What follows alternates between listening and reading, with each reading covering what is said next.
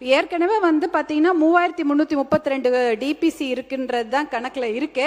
அதை ஒரு 5000 நீங்கள் குடவுன்ஸை அதிகப்படுத்துறதுக்கு முயற்சி எடுக்க வேண்டும். அது இந்த வருஷம் 500, அடுத்த வருஷம் 1000 அப்படின்னு அந்த கோடவுன்களையும் அதிகப்படுத்துங்க. அப்பதான் நம்ம வாங்கக்கூடிய அரிசிகளை சேர்க்க முடியும். 120 லட்சம் டன் அரிசி தானிய உற்பத்தி பண்றோம். 80 லட்சம் டன் தான் அரிசி, மிச்சம் 40 அந்த பருப்பு, அப்புறம் கடுகு, இந்த மாதிரி நிறைய தானியங்கள். அதுல வந்து 40 லட்சம் தான் கவர்மெண்ட் ப்ரொக்யூர் பண்றாங்க, மிச்சம் 40 லட்சம் தனியார் தான் ப்ரொக்யூர் பண்றாங்க.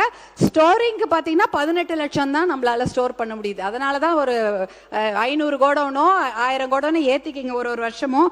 அது முக்கியமான விஷயம். அதே போல இந்த பலா, முந்திரி எல்லாம் இருக்கு. எல்லா ஊர்லயும் பாத்தீங்கன்னா இதை மதிப்பு கூட்டி விற்கிறாங்க. முந்திரியில மடகாஸ்கர்ல வாங்கிட்டு வந்து உடைச்சிட்டு இருக்கிறோம். நம்ம ஊர்லயே முந்திரி காடு அவ்வளோ இருக்குது. ஆனா அந்த முந்திரியை வந்து ஏன்னா அது சொன்ன மாதிரி இந்த இன்னைக்கு முழுக்க நம்ம அந்த கருப்பரிசி பத்தி பேசிட்டு இருந்தோம். அந்த முந்திரி கூட கலர் கம்மியா இருக்குன்னு வெள்ளை கலர் முந்திரி ஆப்பிரிக்கால இருந்து வருது. அதை தான் உடைச்சி அங்க அந்த பகுதியில் விற்கிறாங்க. பலாவுக்கு ஒரு 200 வெரைட்டி இருக்கு. இதெல்லாம் வந்து கோடவுன் மட்டும் இல்ல, மதிப்பு கூட்டி விற்கிறதுக்கு முயற்சி எடுக்கணும். தர்மபுரியில அதிகமா சிறுதானியங்கள் விளைகிறது. அதுக்கும் ஒரு நல்ல வழி ஏற்பாடு பண்ணி கொடுங்கன்னு கேட்கிறோம். நீங்க எப்படி மது வணிகத்துக்கு வந்து ஊழலை தடுக்கணும்ன்றதுக்காக டிபிஆர் போட்டு அவங்க அதை போய் காமிச்சு வாங்குறாங்களோ, அதே மாதிரி ரேஷன் கடையிலையும் பண்ணலாம். ஏன்னா ரேஷன் கடையில் இது செய்யலாம். ஏற்கனவே பார்த்தீங்கன்னா அங்க பாமாயில் இல்லைன்னு வாங்க, ஆனா இருக்கும். இல்ல எல்லா அரிசியும் வித்துருச்சுன்னு வாங்க, ஆனா அரிசி இருக்கும். அப்போ வந்து இதை வந்து QR கோடு போட்டு வீட்டில் வாங்க முடியும்னா அதுவும் நீங்க கன்சிடர் பண்ணலாம். ஏன்னா இது ஒரு டிஜிட்டல் ஆக்கிறதுக்கு ஒரு வழி இருக்குது. அதை நீங்க பாருங்க. ஜிஐன்னு ஒன்று இருக்கு, ஜியலாஜிக்கல் இண்டெக்ஸ், புவிசார் குறியீடு. நம்ம எலவம்பாடி கத்திரிக்காய்க்கு வாங்கியிருக்கிறாங்க. அதை மாதிரி ஒடுகத்தூர் கொய்யா, வெத்தலை, மஞ்சள், பட்டுப்புடவைக்கெல்லாம் ஜிஐ வாங்கியிருக்கோம். புவிசார் குறியீடு வாங்கறதுக்கு ரொம்ப முயற்சி பண்ணோம். ஏன்னா புவிசார் குறியீடு வாங்கிட்டா விவசாயி அதுக்கு விளைவிக்கலாம்.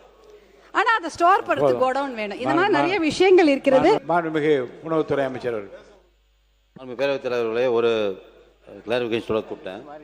நம்ம சட்டமன்ற உறுப்பினர் சௌமியா அவங்க சொல்லியிருந்தாங்க 3000 டிபிசி இருக்கா சொல்லியிருந்தாங்க. இன்னைக்கு 4326 டிபிசி இருக்கு.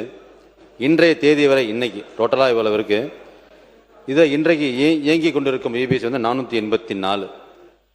இதெல்லாமே சில டெம்பரரியாக இருக்கும், சில பெர்மனண்ட்டாக இருக்கும். வருங்காலங்களில் பெர்மனன்ட் பண்ணுறதுக்கு உண்டான அறிவிப்புகள்லாம் இருக்குது. அது மட்டும் இல்லாமல் குடோன் அதிகமாக கேட்டிருந்தீங்க, அதுக்கு உண்டான அறிவிப்புகளும் நம்ம வேளாண்மைத்துறை அமைச்சர் இருக்கு. இரண்டாவது, இதுவரைக்கும் எங்கெல்லாம் உற்பத்தி பண்ணுறோமோ நெல்லை வாங்காமல் இல்லை, எல்லா டிபிசியும் வாங்கிட்டு இருக்கோம். 484 டிபிசி இன்னைக்கு கரண்ட் ஓப்பனாக இருக்குது. சொல்லப்போனால் உங்களுக்கு வேண்டுமென்றால் டெல்டா மாவட்டத்தில் அரியலூரில் 26 டிபிசி இன்னைக்கு கரண்டில் ஆப்ரேஷன் இருக்குது, வாங்கிட்டு இருக்கோம். கடலூரில் 137 டிபிசி ஓப்பனில் ஆனில் இருக்குது, வாங்கிட்டு இருக்கோம். மயிலாடுதுறையில் 8 டிபிசி இன்னைக்கு ஓப்பனில் இருக்குது, அதில் நெல் வாங்கிட்டு இருக்கோம். நாகப்பட்டினத்தில் இதில் பெரம்பலூரில் 2 டிபிசி ஓப்பனில் இருக்குது, வாங்கிட்டு இருக்கோம். புதுக்கோட்டையில் 7 டிபிசி ஓப்பனில் இருக்குது, நெல்லை ப்ரொக்யூர் பண்ணிட்டு தான் இருக்கோம். தஞ்சாவூரில் 213 டிபிசி இருக்குது, வாங்கிட்டு இருக்கோம். அதை வாங்கி உடனே மூவ் பண்ணுறோம். திருச்சிராப்பள்ளியில் 4 டிபிசியில் நெல்லை ப்ரொக்யூர் பண்ணுறோம், இங்கே பெண்டிங் இல்லை. திருவாரூர் மாவட்டத்தில் 73 டிபிசி இருக்குது, அதை வாங்கி உடனே இதனால் வரை கிட்டத்தட்ட 9,78,000 நெல் கொள்முதல் பண்ணியிருக்கோம். அதை வாங்கி உடனே சம்மந்தப்பட்ட பக்கத்து ரீஜன்ஸுக்கும் அதை மூவ் பண்ணிட்டு இருக்கோம். நடந்து கொண்டு இருக்கிறது. 2-3 நாட்டுக்குள்ளே அங்கே இந்த அடுத்த குருவிக்கு உண்டான ப்ரொக்யூர்மெண்ட்டுக்கும்